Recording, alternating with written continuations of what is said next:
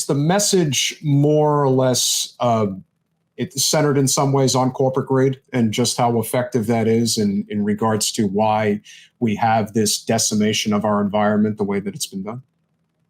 Well, if you know anything about my background and Rebecca's background, Big Picture Ranch, we make activist grassroots films about environmental issues. It's what we do. We've made films on oil spills. We made a film on the Deepwater Horizon oil spill called The Big Fix, which was, considered to be a little bit radical. I mean, it never got shown in the U.S. It premiered at Cannes. It was on Netflix Canada, but Netflix, the U.S.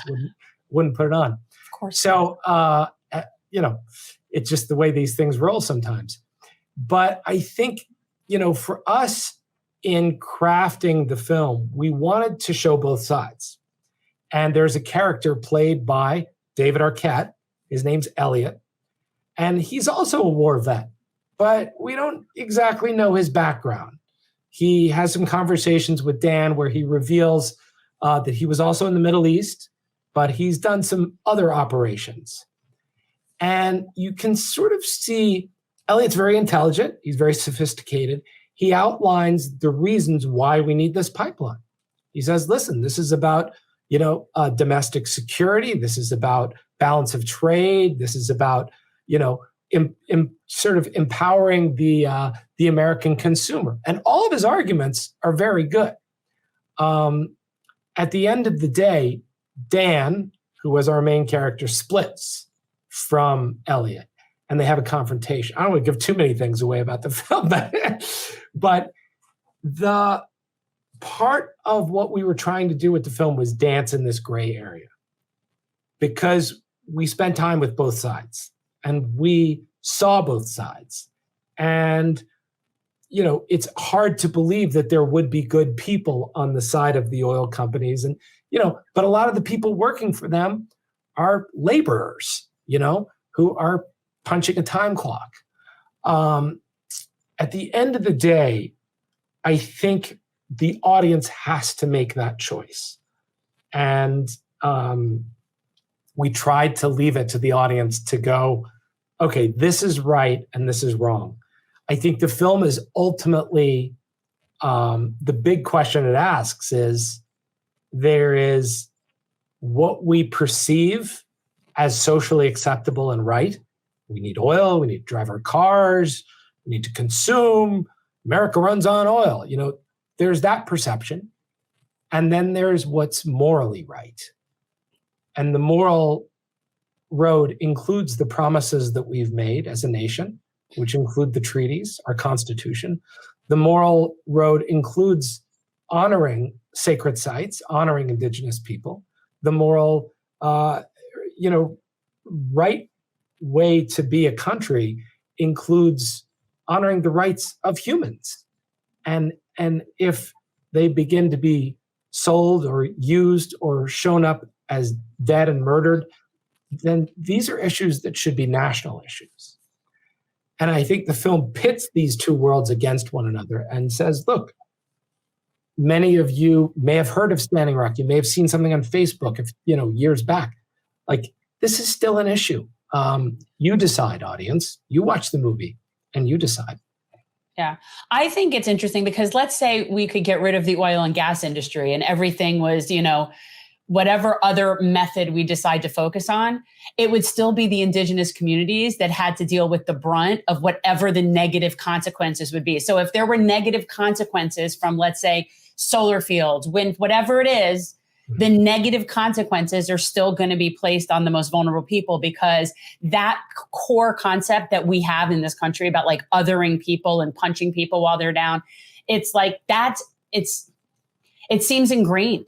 It's like ingrained. And yeah, we can say oil and gas is infinitely worse because it is, but it just seems like the general principle of abusing indigenous people and screwing people over and taking resources and might makes right, that it's just not working for us. It's just not really working for us. And yet we keep doing it over and over and over again. Yeah.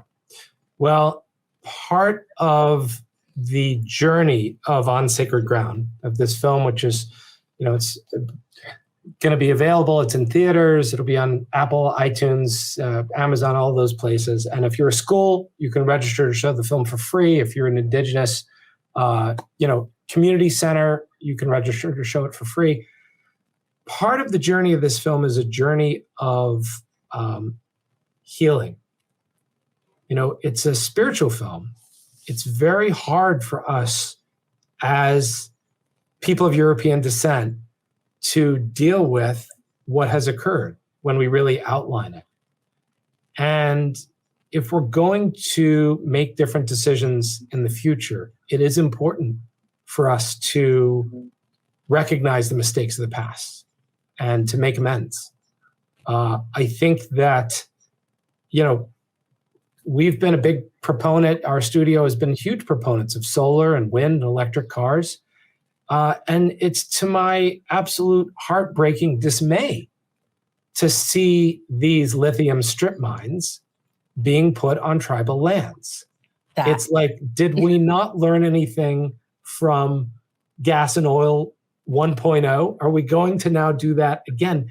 And it speaks to something that our Indigenous brothers and sisters talk a lot about, which is this white or European propensity to continue to fix technological problems with more technological problems. It's like putting Band-Aids on top of Band-Aids. And it's part of the Western mind. We want to conquer, we want to consume, we want to extract, we want to build. And part of the Indigenous teaching is, hey, brother, just wait a minute.